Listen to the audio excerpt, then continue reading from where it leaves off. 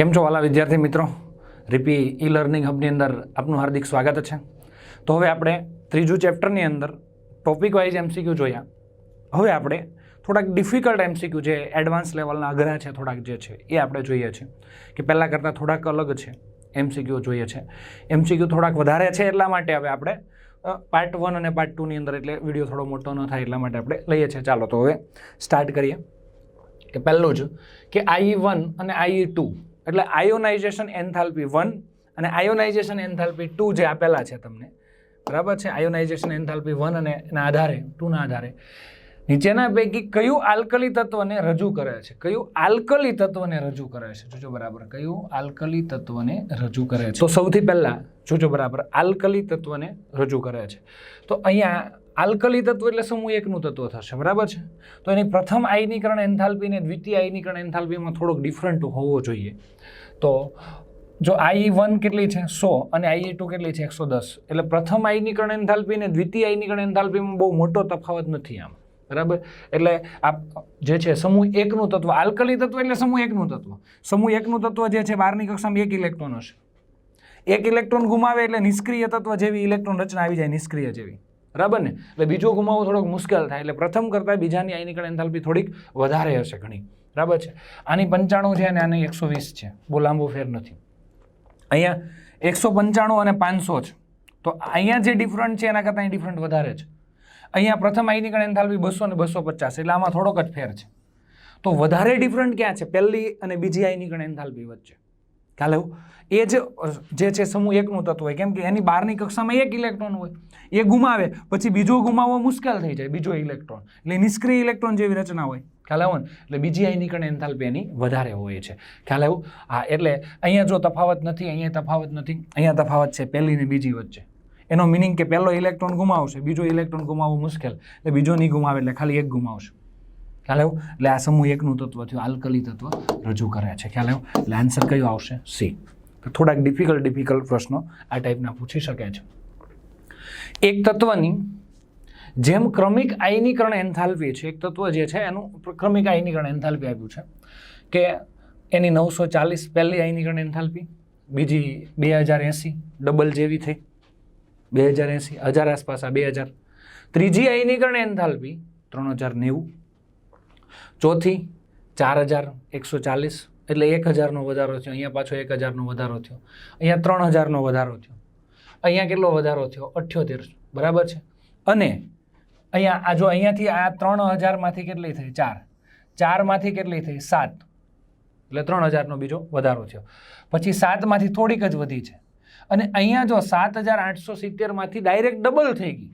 હવે અહીંયા સુધી પહોંચ્યા ત્યારે ડબલ ક્યારેય નહોતી થઈ. અહીંયાથી અહીંયા ડબલ ક્યારેય નહોતી. મોટામાં મોટો વધારો જે જોવા મળે છે તમને એ અહીંયા જોવા મળે છે, આની અંદર જોવા મળે છે. એટલે કે કેટલામાંથી? જોજો બરાબર, એ આપણે વાત કરીએ તો અહીંયા પહેલી આયનીકરણ એન્થાલ્પી, બીજી, ત્રીજી, આ ચોથી, આ પાંચમી, આ છઠ્ઠી અને સાતમી, એટલે 6 ઇલેક્ટ્રોન ગુમાવ્યા ત્યાં સુધી વાંધો નહોતો, પણ 7મો ગુમાવ્યો એટલે પ્રોબ્લેમ આવ્યો, મુશ્કેલ કામ થઈ ગયું 7મો ઇલેક્ટ્રોન ગુમાવવા માટે. ચાલો, એટલે 7મો ઇલેક્ટ્રોન ગુમાવવા ત્યારે મુશ્કેલ કામ થઈ ગયું, એટલે 6 ઇલેક્ટ્રોન ગુમાવી શકે છે પણ 7 ગુમાવવો મુશ્કેલ છે. એટલે બહારની કક્ષામાં 6 ઇલેક્ટ્રોન હશે. ખ્યાલ આવે છે? આયનીકરણ એન્થાલ્પીમાં જ્યાં ડિફરન્ટ પડે તે ઇલેક્ટ્રોન ગુમાવવો મુશ્કેલ હોય, તે ઇલેક્ટ્રોન ગુમાવવો મુશ્કેલ હોય. એટલે આ જે છે ને તત્વ સમૂહ 16નું તત્વ હશે. કેમ સમૂહ 16નું તત્વ હશે? એનું રીઝન, સમૂહ 16માં બહારની કક્ષામાં કેટલા ઇલેક્ટ્રોન હોય? કોઈ પણ એક તત્વ લઈ લો, ચાલો સમૂહ 16નું કોઈ પણ એક તત્વ, હું સલ્ફર લઈ લો, બરાબર છે. તો સલ્ફરની ઇલેક્ટ્રોન રચના શું હોય? નિયોન 3s2 3p4, બરાબર છે. આ 10 અને આ 6 16, આ સલ્ફરની ઇલેક્ટ્રોન રચના છે, પરમાણુ ક્રમાંક 16. હવે એમાં સલ્ફર માટે આ પહેલો ઇલેક્ટ્રોન, બીજો, ત્રીજો, ચોથો, પાંચમો અને છઠ્ઠો, આ 6 ઇલેક્ટ્રોન થયા ને, 4 ને 2 6 ગુમાવે ને ત્યાં સુધી વાંધો નથી. પણ 7મો ઇલેક્ટ્રોન ગુમાવવાનો થાય તો એ નિષ્ક્રિય ઇલેક્ટ્રોન એટલે નિષ્ક્રિય તત્વમાંથી, નિષ્ક્રિય તત્વની ઇલેક્ટ્રોન રચના હોય એના જેવી હોય એમાંથી ગુમાવવાનો થાય, એ મુશ્કેલ છે, એ ગુમાવવા દેશે નહીં. એટલે 7મી આયનીકરણ એન્થાલ્પી વધારે છે. એનો મિનિંગ કે 6 ઇલેક્ટ્રોન ગુમાવી શકે છે પણ સાતમો ગુમાવવા જશે ને તો નિષ્ક્રિય જેવી ઇલેક્ટ્રોન રચના આવી ગઈ છે, કેમ કે અહીં વધારો વધારે છે. આમાં જે વધારો છે એના કરતાં આમાં વધારે છે, ડિફરન્ટ વધારે છે. ખ્યાલ આવ્યો? એટલા માટે આ તત્વ છે એ 6 ઇલેક્ટ્રોન ગુમાવતું હશે. 6. સાતમો એના માટે મુશ્કેલ હશે. તો 6 ઇલેક્ટ્રોન ગુમાવતું હોય, સાતમો મુશ્કેલ હોય, તો એ કયા સમૂહનું તત્વ હોય? 14માં 4 ગુમાવે, 15માં 5, 16માં 6, 17માં 7 હોય 12ની કક્ષામાં, એટલે સમૂહ 16નું તત્વ છે. તો આ ટાઈપના પ્રશ્નો પૂછે છે. એટલે એટલા માટે એક પ્રશ્ન નહીં પણ વધારે પ્રશ્ન હું લઉં છું કે જેથી એકમાં કદાચ તમને કન્ફ્યુઝન હોય તો બીજામાં તમને ક્લિયર થઈ જાય, બીજામાં કન્ફ્યુઝન હોય તો ત્રીજામાં થઈ જાય. એટલે મસ્ત પ્રેક્ટિસ કરો અને પરફેક્શન લાવવાનું છે આપણે. ખ્યાલ આવ્યો ને? આ ડિફિકલ્ટ વસ્તુ છે જ, પણ એને આપણે ડિફિકલ્ટને આપણે સરળ બનાવવાની છે. ખ્યાલ આવ્યો? એટલે એકદમ તમે આ MCQ સોલ્વ કરો ને, આની અંદર મેં બધી જ મેથડના થોડા MCQ લઈ લીધા છે, એટલે બધી મેથડ પણ આવી જશે અને સોલ્વ પણ થઈ જશે. ખ્યાલ આવ્યો કે નહીં? ચાલો, જો E અને Oની વિદ્યુત ઋણતા, અહીંયા ઋણતા છે, બરાબર છે, ઋ છે, ઋણતાનો તફાવત 1.4 કરતાં વધુ હોય તો એ તત્વના હાઇડ્રોક્સાઇડ, ઓકે, EOH નો સ્વભાવ, હાઇડ્રોક્સાઇડ એટલે ધાતુનું હાઇડ્રોક્સાઇડ એટલે MOH કહેવાય, MOH. એટલે ફોર એક્ઝામ્પલ સોડિયમનું હાઇડ્રોક્સાઇડ એટલે NaOH. ખ્યાલ આવ્યો? કેલ્શિયમ, અહીંયા એમની જગ્યાએ હું સોડિયમ લખું, કેલ્શિયમ લખું તો CaOH ટ્વાઇસ, હાઇડ્રોક્સાઇડ છે. આ E એટલે ધાતુ છે, MOH હાઇડ્રોક્સાઇડ જે છે એની અંદર વિદ્યુત ઋણતાનો તફાવત, આ E અને O વચ્ચે વિદ્યુત ઋણતાનો તફાવત જે છે, આ O વચ્ચે 1.4 કરતાં વધારે છે, એટલે OH માઇનસ ફટાફટ મુક્ત થઈ જશે. ટૂંકમાં વિદ્યુત ઋણતાનો તફાવત 1.4 કરતાં વધુ હોય ને તો એ બેઝિક હશે. આ યાદ રાખજો, બરાબર છે? તો એ કેવો હશે? બેઝિક હશે, ઓક્સાઇડ કે હાઇડ્રોક્સાઇડ. એટલે નવી વસ્તુ તમને જાણવા મળે છે. એટલે એનો હાઇડ્રોક્સાઇડ કે ઓક્સાઇડ જે છે વિદ્યુત ઋણતાનો તફાવત 1.4 કરતાં વધુ હોય તો એ કેવો હોય? બેઝિક હોય. યાદ રાખજો. ખ્યાલ આવ્યો? અચ્છા, આવા બધા નવા ટોપિક છે, નવા કોન્સેપ્ટ છે, નવી વસ્તુ તમને જાણવા મળશે. હવે તમને આપ્યું છે કે N3 - Na + F - Mg+2 ને O2 - આયનીય કદનો સાચો ક્રમ. બહુ સિમ્પલ છે. પહેલાં તો જોઈ લો આ બધા સમ ઇલેક્ટ્રોનીય છે કે નહીં, તો કદમાં પ્રમાણે ગોઠવી શકાય. ઓકે, એકવાર ચેક કરી લો. નાઇટ્રોજન પરમાણુ ક્રમાંક કેટલો? 7. પરમાણુ ક્રમાંક 7 છે, 3 ઇલેક્ટ્રોન મેળવ્યા એટલે 10 થયા. સોડિયમ પરમાણુ ક્રમાંક કેટલો છે? 11. 11 છે, 1 ગુમાવ્યો એટલે 10 ઇલેક્ટ્રોન થયા. ફ્લોરિનનો પરમાણુ ક્રમાંક 9. 1 મેળવો એટલે કેટલા થયા? 10. મેગ્નેશિયમનો પરમાણુ ક્રમાંક 12 છે, 2 ગુમાવ્યા એટલે કેટલા થયા? 10 ઇલેક્ટ્રોન થયા. ઓક્સિજનનો પરમાણુ ક્રમાંક કેટલો છે? ઓક્સિજનનો પરમાણુ ક્રમાંક 8 છે, 2 મેળવ્યા એટલે કેટલા થયા? 10 ઇલેક્ટ્રોન. આ રીતે તમે જોઈ શકો છો. ખ્યાલ આવ્યો? એટલે સમ ઇલેક્ટ્રોનીય છે. હવે સમ ઇલેક્ટ્રોનીય સ્પીસીસ હોય તો એની અંદર અહીંયા વીજભાર -3 છે, અહીંયા પ્લસ છે, અહીંયા માઇનસ છે, અહીંયા +2. તો સમ ઇલેક્ટ્રોનીયમાં બહુ સિમ્પલ વસ્તુ છે કે જેમાં ઇલેક્ટ્રોન વધારે મેળવે, વધારે ઋણ, તેનું કદ મોટું, વધારે મેળવે કદ મોટું, વધારે હવા ભરી કદ મોટું થાય. એની જેમ ઇલેક્ટ્રોન વધારે મેળવવામાં આવે છે તો અપાકર્ષણ વધે છે ને કદ મોટું થાય.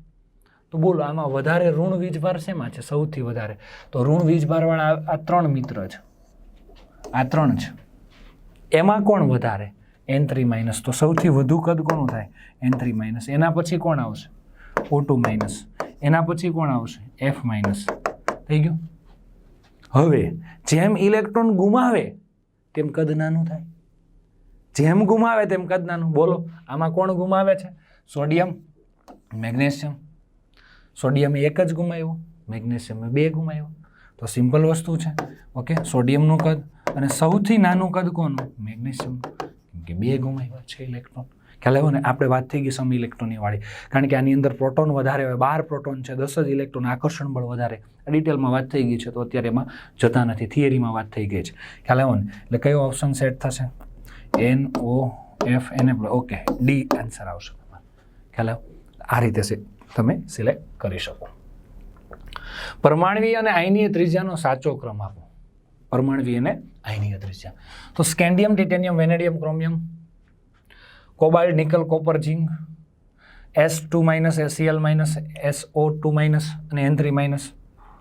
ઓકે, પહેલાં તો સૌથી પહેલાં જો આ સ્કેટિવે ક્રોમે આવું હતું, સ્કેટિવે ક્રોમે આઇકોનિકોજી હવે તમને યાદ છે પરમાણ્વીય ત્રિજ્યા માટે આ જે છે આયકોની જે છે અહીંયા પરમાણ્વીય ત્રિજ્યા અચળ રહેતી હતી, આ યાદ છે ને તમને? અહીંયા આટલા વિસ્તારમાં જો કે અચળ રહેતી હતી, પછી અહીંયાથી અહીંયા જાઓ તેમ વધતી હતી પરમાણ્વીય ત્રિજ્યા, અને અહીંયા સુધી ઘટાડો થતો હતો. આપણે અપવાદ લીધો તો, સ્પેશિયલી લીધો તો, ટેક્સ્ટ બુકમાં નથી, JEE નીટમાં છે. ખ્યાલ આવ્યો ને? એટલે આમ જાઓ તેમ પરમાણ્વીય ત્રિજ્યા ઘટતી, અહીંયા અચળ રહેતી અને અહીંયા વધતી હતી. તો scandium, titanium, vanadium, chromium, scandium, titanium, vanadium, chromium ઘટે છે. ઓકે, આ બરાબર છે. કોની નહીં, અહીંયા અચળ રહે ને અહીંયા ઉલટાની વધે છે, એટલે આ નહીં આવે, આ નહીં આવે.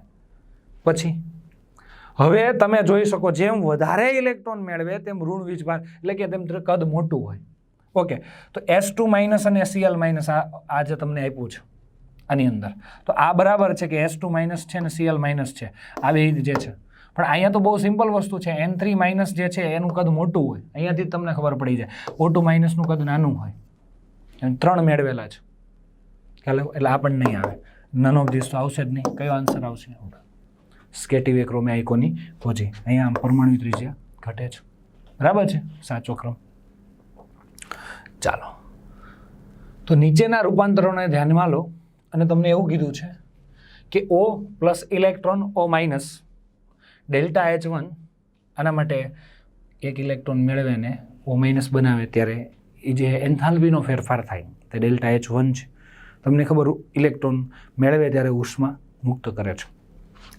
પછી F ઇલેક્ટ્રોન મેળવે અને F માઇનસ બને ત્યારે ડેલ્ટા H2.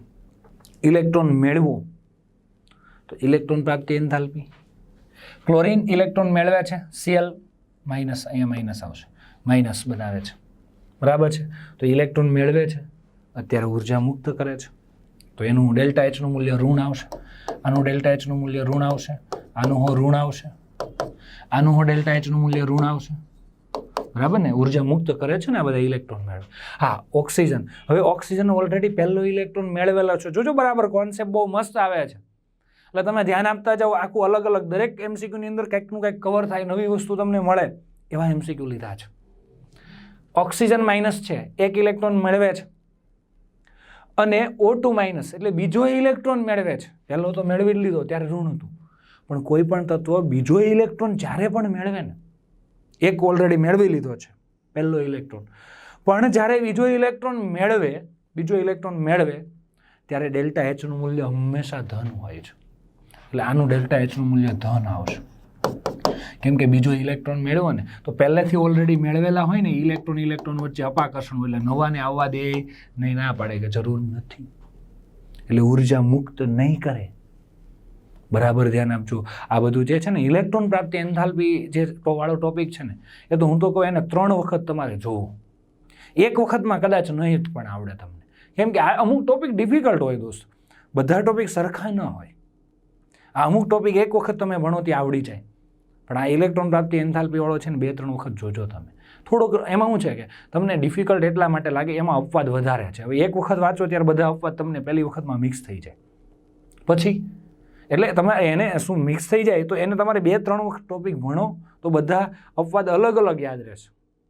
પછી તમને એમ લાગશે નહીં ઓકે બરાબર છે, પણ પહેલી વખતમાં તો નો ડાઉટ કોઈ પણ સ્ટુડન્ટ હોય તમને નહીં, પણ બધાને આવું થતું હોય છે. એટલા માટે ઇલેક્ટ્રોન પ્રાપ્તિ એન્થાલ્પીને ખાસ જોવો તમે. તો આ 3 છે, આ 3 મૂલ્ય છે ને એ ઋણ આવી ગયા છે આપણા. બરાબર છે, આ એક ધન આવ્યું છે. હવે શું કે ડેલ્ટા H3 અને ડેલ્ટા H1 અને ડેલ્ટા H2 કરતાં વધુ ઋણ છે, આ ઋણ છે બે બધામાં, વધુ ઋણ છે. ડેલ્ટા H3 અને ડેલ્ટા H1 એ, આ ડેલ્ટા H3 એ જોજો બરાબર, આ ડેલ્ટા H3, આ ડેલ્ટા H3, ડેલ્ટા H1 અને ડેલ્ટા H2 કરતાં વધુ ઋણ છે. આમાં કયું વિધાન ખોટું છે એવું લેવાનું છે ને, કયું ખોટું છે એવું લેવાનું. જોશો બરાબર, આ એટલે આ ધ્યાન રાખવાનું કયું સાચું છે ને કયું ખોટું. તો ઓક્સિજન ઇલેક્ટ્રોન મેળવે ત્યારે ઉર્જા મુક્ત કરે. હવે મેં તમને એક સિમ્પલ વાત કીધી હતી, આ બેના મૂલ્ય તમે યાદ રાખજો, એવું કીધું હતું ખબર છે? ઓક્સિજન, સલ્ફર, સેલેનિયમ અને ટેલ્યુરિયમ. અને ઇલેક્ટ્રોન પ્રાપ્તિ એન્થાલ્પીના મૂલ્ય મેં તમને યાદ રાખવાનું કીધું હતું. કેમ? કાયદેસર યાદ નથી રાખવાના, પણ યાદ રાખો ને તો મજા આવે તમને, કેમ કે MCQ ફટાફટ સોલ્વ થાય. -141, -200, -195 અને -190. પછી ફ્લોરિન, ક્લોરિન, બ્રોમિન અને આયોડિન, બરાબર ને? એના માટે હતા -328, -349, -325 અને -295 સમથિંગ હતા. આટલા મૂલ્ય હતા. હવે આ જે છે તમે બહુ સિમ્પલ, આ ક્લોરિનનું મૂલ્ય છે. આ ક્લોરિનનું ડેલ્ટા H3 છે. આ ડેલ્ટા H3 છે ક્લોરિન. આનું મૂલ્ય ઋણ છે. ડેલ્ટા H1 એટલે ઓક્સિજન છે -141. ફ્લોરિન -328. તો ડેલ્ટા H3 એ ડેલ્ટા H1 અને ડેલ્ટા H2 કરતાં વધુ ઋણ છે. આ બરાબર છે. આ બે કરતાં, આના કરતાં અને આના કરતાં આ વધુ ઋણ છે. આ સાચું છે. પહેલું વિધાન સાચું છે. ડેલ્ટા H1 એ ડેલ્ટા H2 કરતાં ઓછું ઋણ છે. ડેલ્ટા H1 એ ડેલ્ટા H2 કરતાં ઓછું ઋણ છે. આ બરાબર છે, ઓછું ઋણ. આ ઋણ 328, આ ઋણ 141. આ ઓછું ઋણ છે. આ વિધાન એ સાચું છે. બીજું વિધાન, ડેલ્ટા H1, ડેલ્ટા H2 અને ડેલ્ટા H3 બધા જ ઋણ છે. જ્યારે આ બધા જ ઋણ છે, જ્યારે ડેલ્ટા H4 ધન છે. આ બધા જ ઋણ છે. Okay, delta H1, delta H2, delta H3 બધા ઋણ છે, જ્યારે ડેલ્ટા H4 ધન છે. આ વિધાન પણ સાચું છે. આ ત્રીજું પણ સાચું. ડેલ્ટા H1, ડેલ્ટા H3 ઋણ છે, જ્યારે ડેલ્ટા H2 અને ડેલ્ટા H4 ધન છે. આ વિધાન ખોટું છે. આ ખોટું છે. એટલે આપણો જવાબ આવશે. ખ્યાલ આવ્યો? જવાબ આ આન્સર છે. અહીંયા આન્સર લખી નાખો. ખ્યાલ આવ્યો ને? આ આન્સર છે આપણો. તો આ રીતે જે છે થોડુંક મજા આવે એવું કામ છે. તમે જો આટલું યાદ રાખી લીધું હતું ને, મેં કીધું એટલું કામ તમે કર્યું હોય ને, એક્સ્ટ્રા કામ કર્યું હોય ને, તો તમને વાંધો ન આવે. કે આ મૂલ્ય યાદ રાખવા એટલે એમ એક વખતમાં યાદ નહીં રહી જાય. પણ આ MCQ આપણે લખ્યો, યાદ જોયો, આમાં લખ્યા મૂલ્ય બધા. પાછા આવા 5 MCQ સોલ્વ થઈ જાય અને એમાં દરેકમાં આવા મૂલ્ય લખી નાખ્યા હોય તો યાદ રહી જાય અને માસ્ટરી આવી જાય. મેઇન વસ્તુ છે ને માસ્ટરી છે તમારી. ફટાફટ MCQ સોલ્વ કરી નાખો અને કોન્ફિડન્સથી જવાબ આપો તો તમે સારામાં સ્કોરિંગની અંદર આગળ બહુ આવી શકો. ખ્યાલ આવ્યો? એટલે આ બધી બાબતોનું ધ્યાન રાખવાનું છે. ચાલો અગાડી. એક પરમાણુના ડેલ્ટા H1, ડેલ્ટા H2 અને ડેલ્ટા H3 અને ડેલ્ટા H4ના મૂલ્ય આપ્યા છે. ચાલો તો હવે તો એની ઇલેક્ટ્રોન રચના કઈ હશે? જોજો. ડેલ્ટા H1, ડેલ્ટા પ્રથમ આયનીકરણ, દ્વિતીય, તૃતીય, ચતુર્થમ, પંચમમ. આ આયનીકરણ એન્થાલ્પી આપી છે. ચાલો, પ્રથમ આયનીકરણ એન્થાલ્પી 7.5 ઇલેક્ટ્રોન વોલ્ટ એકમ છે. કિલો જૂલ આવે ને એમ ઇલેક્ટ્રોન વોલ્ટ. બીજાની 25, ત્રીજાની 48, ચોથાની જો આમાં 7ની કેટલી થઈ? 7 દુ 14, 7 તરી 21, 3 ગણી સમથિંગ થઈ. પછી અહીંયા 25 દુ 50 એટલે ડબલ લે ન પણ થઈ. અહીંયા કેટલી થઈ ગઈ? જો અહીંયા વધારો ઘણો આવ્યો છે. અહીંયા વધારો આવે છે એ તમે જુઓ કે આ જે છે 48માંથી કેટલી થઈ ગઈ? 170 થઈ ગઈ. એટલે 3 ગણા કરતાં પણ વધારે થઈ. તો સૌથી વધુ વધારો ડિફરન્ટ ક્યાં છે? આ બે વચ્ચે ડિફરન્ટ, આ બે વચ્ચે ડિફરન્ટ કે આ બે વચ્ચે? અહીંયા ડિફરન્ટ વધારે છે. કોની વચ્ચે? 3 અને 4 વચ્ચે. એનો મિનિંગ એવો થયો કે આ 3 ઇલેક્ટ્રોન ફટાફટ ગુમાવી દેશે. ચોથો ગુમાવવામાં 20 પડશે, મુશ્કેલી થશે. ખ્યાલ આવ્યો? ચોથો ઇલેક્ટ્રોન ગુમાવવો મુશ્કેલ થશે. તો 3 ફટાફટ ગુમાવાતા હોય અને ચોથો ગુમાવવામાં મુશ્કેલ કામ થતું હોય એવી કઈ ઇલેક્ટ્રોન રચના છે? આમાં કેટલા ગુમાવે પછી પ્રોબ્લેમ આવે? નિષ્ક્રિય તત્વ જેવી ઇલેક્ટ્રોન. આમાં 1 ગુમાવે ને પછી પ્રોબ્લેમ આવે. કેમ? કે આ જો અર્ધપૂર્ણ કક્ષક થઈ ગઈ. બરાબર છે? જ્યારે આની અંદર પહેલો ગુમાવે, બીજો ગુમાવે, ત્રીજો ગુમાવે અને ચોથો ગુમાવવો મુશ્કેલ કામ થઈ જાય. કેમ? કે આ તો નિયોન જેવી ઇલેક્ટ્રોન રચના થઈ ગઈ. તો આને મેચ થઈ ગયું. 3 સરળતાથી ગુમાવાય પણ ચોથો ગુમાવવું મુશ્કેલ. એટલે આ આવશે. બીજા ઓપ્શન ચેક કરી લઈએ. જો આમાં કેટલા ગુમાવે પછી પ્રોબ્લેમ થાય? આમાં 3 અને 4 ઇલેક્ટ્રોન ગુમાવે ને 4, પછી 5માં નિષ્ક્રિય ઇલેક્ટ્રોન રચના આવે. પણ અહીંયા 5મું તો આપ્યું જ નથી. બરાબર છે? એટલે ત્રીજા અને ચોથા વચ્ચે પ્રોબ્લેમ નહીં આવે. કેમ કે આ 3 ઇલેક્ટ્રોન ગુમાવે ને આ 2, 5 પછી નિષ્ક્રિય આવે. નિષ્ક્રિય ઇલેક્ટ્રોન રચના હોય એમાંથી ઇલેક્ટ્રોન મુક્ત કરવો બહુ મુશ્કેલ થઈ જાય. ખ્યાલ આવ્યો? એટલા માટે અહીંયા 3 અને 4માં વચ્ચે કોઈ પ્રોબ્લેમ નહીં આવે, પણ 4 અને 5 વચ્ચે આવશે. આપણને તો 3 અને 4 લેવાનું. એના પછી અહીંયા 2 ઇલેક્ટ્રોન ગુમાવો ને 2, પછી ત્રીજામાં પ્રોબ્લેમ આવે. 2 ઇલેક્ટ્રોન ગુમાવો પછી ત્રીજામાં પ્રોબ્લેમ આવે છે. જોજો બરાબર ધ્યાન આપજો કે 2 ઇલેક્ટ્રોન ગુમાવ્યા છે પછી ત્રીજામાં પ્રોબ્લેમ આવે છે. કેમ ત્રીજામાં પ્રોબ્લેમ આવે છે? જોજો બરાબર ધ્યાન આપજો. કેમ કે 2 ઇલેક્ટ્રોન તમે ગુમાવ્યા છે તો એના પછી ત્રીજો ગુમાવો હોય તો નિષ્ક્રિય તત્વ નિયોન જેવી ઇલેક્ટ્રોન રચના પ્રાપ્ત થાય છે. કોના જેવી છે? નિયોન જેવી ઇલેક્ટ્રોન રચના પ્રાપ્ત થાય છે. એટલા માટે અહીંયા બીજા અને ત્રીજા વચ્ચે પ્રોબ્લેમ આવે, અહીંયા ત્રીજા અને ચોથા વચ્ચે પ્રશ્ન આવે એવું અહીંયા જ છે. એટલે 3 ગુમાવ્યા પછી ચોથાની અંદર મુશ્કેલ કામ થઈ જાય છે. ખ્યાલ આવ્યો કે નહીં? એટલે આન્સર તમારો બી આવશે. આવું મસ્ત રીતે ડિટેલમાં આવા એમસીક્યુ સોલ્વ કરો. ભલે તમે ઓછા સોલ્વ કર્યા હશે પણ તમારી માસ્ટરી સારી આવી જશે.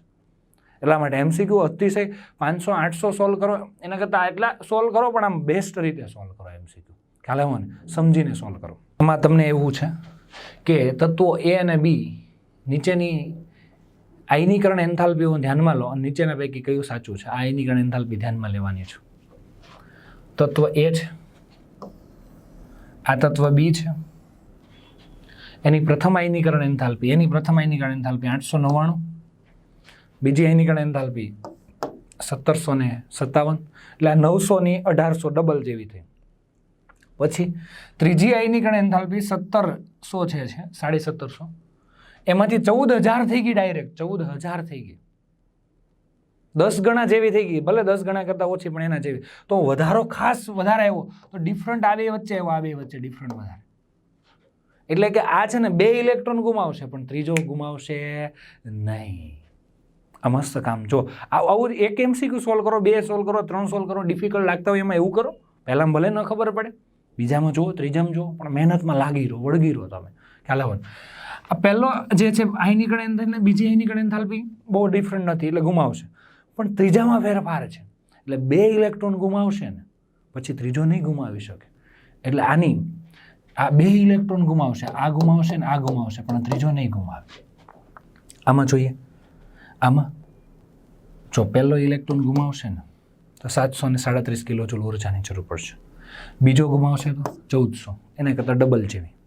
પણ ત્રીજામાં અહીંયા જો આ 5 ગણા જેવું થઈ ગયું, 7731, એટલે ત્રીજો ઇલેક્ટ્રોન ગુમાવવું મુશ્કેલ. તો આમાંય તે પહેલો ગુમાવશે, બીજો ગુમાવશે પણ ત્રીજો નહીં ગુમાવે. હા ગુમાવશે ખરો, એવું નહીં કે ક્યારેય નહીં ગુમાવે, પણ મુશ્કેલ થઈ ગયું. એટલે પહેલા 2 ગુમાવવા સરળ છે પણ ત્રીજો ગુમાવવો ઘણો મુશ્કેલ છે. એટલે અહીંયા નિષ્ક્રિય ઇલેક્ટ્રોન રચના જેવું આવી જતું હોય તો 2 જ ઇલેક્ટ્રોન ગુમાવે જે તત્વ એ કયા સમૂહમાં આવે? બીજા સમૂહમાં. બીજા સમૂહના તત્વો 2 જ ઇલેક્ટ્રોન ગુમાવે છે એટલે આ જે છે સમૂહ 2નું તત્વ હશે. આ બંને જે છે એ સમૂહ 2 અને આ પણ સમૂહ 2નું તત્વ છે. કેમ કે એમાં 2 ઇલેક્ટ્રોન ગુમાવે ત્રીજો ગુમાવવો મુશ્કેલ થાય. હવે વાત એવી છે કે ઉપર નીચે કોણ આવશે?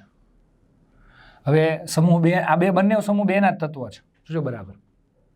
હવે સમૂહ 2માંથી કયું તત્વ ઉપર ને કયું તત્વ નીચે આવશે એ તમને કીધેલું છે. જો તમે એ અને બી બંને સમાવેશ સમૂહ 1માં થાય છે, સમૂહ 1માં તો નહીં થાય. આ સમૂહ 1માં થાય નહીં, આ નહીં આવે, આ નહીં આવે. એ અને બી બંનેનો સમાવેશ સમૂહ 2માં થાય છે. હા, આ 2 ઓપ્શનમાં વિચારવાનું, 2 સમૂહ 2માં આવશે. હવે કે બી એ એની નીચે આવે અને એ બીની નીચે આવે એટલે કે ઉપર નીચે કોણ આવે? બહુ સિમ્પલ છે. કઈ રીતે? ધારો કે કોઈ પણ સમૂહના તત્વો છે, સમૂહ 1ના તત્વો લઈ લે, ચાલો LINAK રબસે ફરિયાદ કરે તો નીચે તરફ જઈએ તેમાં આયનીકરણ એન્થાલ્પી વધે કે ઘટે? ઘટે. આયનીકરણ એન્થાલ્પી ઘટે છે. તો આની આયનીકરણ એન્થાલ્પી કરતાં આ નીચેવાળાની આયનીકરણ એન્થાલ્પી કેવી હોય? ઓછી. એટલે નીચે જે હોય ને એની આયનીકરણ એન્થાલ્પી ઓછી હોય. તો હવે આમાં લખ્યું છે એ પ્રમાણે નીચે એમ નહીં. આમાં જુઓ, આની આયનીકરણ એન્થાલ્પી 899 છે, આની 737, આની ઓછી છે. ઓછી છે એટલે એ નીચે આવતો હશે. ઓછી છે એ ક્યાં આવતો હશે? નીચે. એટલે સમૂહમાં ગોઠવવામાં આવે તો બી હશે ને એ નીચે આવતો હશે અને આ ઉપર આવતો હશે. એટલે બંને સમૂહ 2માં જ આવશે પણ બી એની નીચે આવે. બી છે એ એની ક્યાં આવે? નીચે. કેમ કે નીચે તરફ જઈએ તેમાં આયનીકરણ એન્થાલ્પી ઘટે છે. ખ્યાલ આવ્યો? એટલે આયનીકરણ એટલે બી એની નીચે આવશે. ઓકે. હા, એ બીની નીચે નહીં. એ આવી રીતે નહીં આવે કે પહેલાં બી આવે ને પછી એ આવે, એમ નહીં આવે. કેમ કે એની આયનીકરણ એન્થાલ્પી વધારે એટલે એ ઉપર, એના કરતાં ઓછી, એના કરતાં ઓછી, એટલે બી એ એની નીચે આવે છે. ખ્યાલ આવ્યો? એટલે આન્સર તમારો આવશે સી આન્સર આવશે. આવા બધા પ્રશ્નો પૂછી શકે છે તમને, અલગ અલગ પ્રશ્નો. કાર્બન, સિઝિયમ, એલ્યુમિનિયમ અને સલ્ફરની પરમાણુ ત્રિજ્યાનો સાચો ક્રમ જણાવો. તો પહેલાં તો એની આવર્ત કોષ્ટકમાં જગ્યા ખબર હોવી જોઈએ, ક્યાં ક્યાં આવે છે. પહેલાં કાર્બન ક્યાં આવે છે? અહીંયા આવે છે, સમૂહ 14ની અંદર. ઓકે. પછી સિઝિયમ, સિઝિયમ ક્યાં આવે છે? LINA રફસે સસ ફરિયાદ કરે. ઓકે. લિથિયમવાળી લાઇનમાં જ કાર્બન આવે છે. આ તો ખબર છે ને તમને, લિથિયમવાળી લાઇનમાં જ કાર્બન આવે છે. ઓકે. ચાલો, અહીંયાથી આ સમૂહ 1 અને સમૂહ 2 છે. હું રફ કામ કરી દેવાનું. પછી કાર્બન, પછી એલ્યુમિનિયમ ક્યાં આવે છે વિચારો? અહીંયાથી હતું, ખબર છે? બટાટા, આલુ, ગાજર, ઇન્થેલા. બરાબર છે? એટલે એલ્યુમિનિયમ અહીંયા આવી ગયો, આ કાર્બન આવી ગયો. પછી કોણ છે? સિઝિયમ અહીંયા આવી ગયો. કાર્બન, સિઝિયમ, એલ્યુમિનિયમ અને સલ્ફર. સલ્ફર ક્યાં આવે છે? સો મેં એ સી ફો સ ક આપો કે. બરાબર છે ને? આમ આવે એટલે આ સલ્ફર થઈ ગયું. ચાલો, તો કદમાં ગોઠવવાના, ચડતા ક્રમમાં ઉતરતા ક્રમમાં. તો સૌથી મોટું કદ કોનું થાય આમાં? તમે જુઓ, સિઝિયમ. સૌથી મોટો સિઝિયમ. એના કરતાં નાનું આ 2 થાય. આ 2માં મોટો કોણ? આમ જાઓ તેમ કદ ઘટે, એલ્યુમિનિયમનો વધારે, તો એલ્યુમિનિયમ આવશે. એના કરતાં ઓછું કોનું? સલ્ફરનું. એના કરતાં ઓછું કોનું? કાર્બનનું. થઈ ગયો વહીવટ. કોણ આવશે જવાબ? કાર્બન, સલ્ફર, એલ્યુમિનિયમ અને સિઝિયમ. આન્સર એ JEE 2019. જો દોસ્ત, અતિશય અઘરું નથી, બહુ મોટું રોકેટ સાયન્સ નથી. તમે બેસ્ટ પ્રિપેરેશન કરો, આવડશે જ તમને. હાલો. હા, પણ આ બધાની જગ્યા ખબર હોવી જોઈએ. આવર્ત કોષ્ટકમાં ક્યાં ક્યાં એનું સ્થાન છે, આ બધું તો યાદ રહે જ. બટાટા, આલુ, ગાજર, ઇન્થેલા, કાશી, જટિલ. ઓકે, પ્રેક્ટિસ કરો, આવડી જાય 100%. હા, એવું હોય તો આખું કોષ્ટક પાછું લખી નાખો. MCQ સોલ્વ કરતા ભલે વાર લાગે, પણ બેસ્ટ રીતે સોલ્વ કરો. ખ્યાલ આવ્યો? નીચેનામાંથી કઈ પરમાણુ ઘટકમાં મહત્તમ આયનીકરણ ઉર્જા છે? જો એકદમ ટ્વિસ્ટ કરીને પ્રશ્ન પૂછ્યો છે અને એકદમ લોજિકલ પ્રશ્ન છે. આયનીકરણ એન્થાલ્પી તો અત્યાર સુધી પૂછતા જ હતા, પણ એમાં ડિફરન્ટ શું હતું આયનીકરણ એન્થાલ્પીની અંદર? કે બધાની અલગ અલગ આયનીકરણ એન્થાલ્પી પૂછતા હતા, પણ આમાં ડિફરન્ટ શું છે? કે આની અંદર ડિફરન્ટ એવો છે, જો હું તમને કહી દઉં કે આની ઇલેક્ટ્રોન પ્રાપ્તિ એન્થાલ્પી પહેલા લો. ઇલેક્ટ્રોન પ્રાપ્તિ એન્થાલ્પી ઓક્સિજનની કેટલી છે? ઓક્સિજનની મેં હમણાં તમને કીધી હતી 141 છે, યાદ રાખજો થોડું. બરાબર છે? પછી સલ્ફરની કેટલી છે ઇલેક્ટ્રોન પ્રાપ્તિ એન્થાલ્પી? આ બેની યાદ ન હોય ટેન્શન નહીં લેતા. તમે કહેશો આ તો તમે યાદ નથી રખાવી, કોઈ ટેન્શન નહીં. અહીંયા આની આયનીકરણ એન્થાલ્પી છે, સોરી, ઇલેક્ટ્રોન પ્રાપ્તિ એન્થાલ્પી છે સલ્ફરની જે છે એ 200 હતી. બરાબર છે? હવે આ સ્કેન્ડિયમ છે અને આ ટેલ્યુરિયમ છે. એટલે આવર્ત કોષ્ટકની હું વાત કરીશ તો આવર્ત કોષ્ટકમાં આ બંને મિત્રો અહીંયા આવશે. આ સ્કેન્ડિયમ છે અને ટેલ્યુરિયમ જે છે અહીંયા આવશે ક્યાંક. બરાબર છે? તો હવે આની આયનીકરણ એન્થાલ્પી ઓછી જ હોય, આ બધાની જ વધારે હોય. બરાબર છે? હવે બીજી વસ્તુ કે આયનીકરણ ઉર્જા મહત્તમ હશે. હવે આયનીકરણ ઉર્જા, આ બેમાં કન્ફ્યુઝન થાય. આ બેની જ આયનીકરણ ઉર્જા વધારે હશે, આ બેની તો ઓછી જ હશે, એટલે આ ડિલીટ થઈ ગયા, કેમ કે આ અહીંયા ડી વિભાગમાં આવે. આમ જાઓ તેમ આયનીકરણ ઉર્જા વધે છે, આ બેની વધારે હશે. એ કોણ છે? ઓક્સિજન અને સલ્ફર. હવે આની ઇલેક્ટ્રોન પ્રાપ્તિ એન્થાલ્પી છે, જે ઇલેક્ટ્રોન પ્રાપ્તિ એન્થાલ્પી હોય ને એનું ઉલટું કરી નાખવાનું, કેમ કે આ માઇનસ છે, આ માઇનસ, આવું માઇનસ બનાવ્યું છે. ઓ માઇનસ બને ત્યારે આટલી ઉર્જા મુક્ત કરે અને એસ માઇનસ બને ત્યારે આટલી ઉર્જા મુક્ત કરે. હવે આના કરતાં ઉલટી કરો, ઓ માઇનસમાંથી ઓ બને ત્યારે ડેલ્ટા એચ આયનીકરણ એન્થાલ્પી કેટલી? 141. અને એસ માઇનસમાંથી એસ બને ત્યારે ડેલ્ટા આઈ એચ કેટલો થશે? 200. આની ઇલેક્ટ્રોન આકર્ષવાની ક્ષમતા વધારે છે. અપવાદ હતો, અપવાદ જ પૂછે છે તમને. એટલા માટે આ સલ્ફર એસ માઇનસમાંથી એસ બને ત્યારે ઉર્જા વધુ મુક્ત, એટલે કે ઉર્જાનું શોષણ વધારે થાય. બરાબર છે? તો આની આયનીકરણ એન્થાલ્પી વધારે. આવું યાદ રાખો, ઇલેક્ટ્રોન પ્રાપ્તિ એન્થાલ્પી પરથી જ. તત્વની ઇલેક્ટ્રોન રચનાની ઇલેક્ટ્રોન આકર્ષણનો વધતો ક્રમ કયો છે? વધતો ક્રમ જોજો ફટાફટ, ટાઈમ થોડોક ઓછો છે એટલે. ઇલેક્ટ્રોન આકર્ષણનો ક્રમ આ કયો છે? પરમાણુ ક્રમાંક તમારે ગણતરી કરી લેવાની. કેટલો થશે આનો પરમાણુ ક્રમાંક? 1s2 6 આવશે દોસ્તો અહીંયા, અને 3s2 5, એટલે 10 ને 7 17. આનો પરમાણુ ક્રમાંક 17 છે. ચાલો, આનો પરમાણુ ક્રમાંક કેટલો છે? 5 ને 4 9. આ 17 એટલે ક્લોરીન છે, આ ફ્લોરીન છે, ત્યારબાદ આ કોણ છે? આ નાઇટ્રોજન છે. 4 ને 3 7 એટલે નાઇટ્રોજન. અને પછી આ કોણ છે? 6 4 10 ને 11. 11 એટલે સોડિયમ. ચાલો, ઇલેક્ટ્રોન એફિનિટી એટલે ઇલેક્ટ્રોન આકર્ષતા. સૌથી વધારે ઇલેક્ટ્રોન પ્રાપ્તિ એન્થાલ્પીનું ઋણ મૂલ્ય કોનું છે? વધારે ક્લોરીનનું. એટલે સૌથી પહેલા આવશે 1 આવશે. બરાબર છે. એના પછી કોણ આવે? ફ્લોરિન. આ તમને ખબર છે ઇલેક્ટ્રોન આકર્ષતા. એના પછી કોણ આવે? એટલે બીજું આવશે. એના પછી ત્રીજું અહીંયા. હવે આ બેમાં નાઇટ્રોજનની ઇલેક્ટ્રોન એફિનિટી 0 છે એવું કહી દઈએ. કેમ કે ઇલેક્ટ્રોન આકર્ષે નહીં, કેમ કે અહીંયા આ 3 ઇલેક્ટ્રોન છે, અર્ધપૂર્ણ કક્ષક છે. આપણે વાત થઈ ગઈ નાઇટ્રોજન સમૂહ નિષ્ક્રિય તત્વોની 0 આવે ઇલેક્ટ્રોન એફિનિટી, અને નાઇટ્રોજનની 0 આવે છે. બરાબર છે.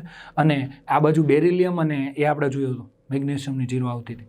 તો આની 0 આવશે, 0 નજીક, એટલે આની થોડીક આવશે. એટલે કયું આવશે? 4 આવશે. અને સૌથી છેલ્લે કયું આવશે? 2. કયું છે ઓપ્શનમાં? 1 3 4 અને 2. ઓકે, આ રીતે આવું કામ કરો. ઇલેક્ટ્રોન એફિનિટી આપણે ભણી ગયા છીએ, ઇલેક્ટ્રોન આકર્ષણનો ક્રમ, ઇલેક્ટ્રોન એફિનિટી. બરાબર. નીચેનામાંથી કયું તત્વ પ્રતિનિધિ નથી? પ્રતિનિધિ તત્વ એટલે સમૂહ, એસ વિભાગ અને પી વિભાગનું ન હોવું જોઈએ. તો ટેલ્યુરિયમ પી વિભાગમાં આવે છે. ખ્યાલ આવ્યો?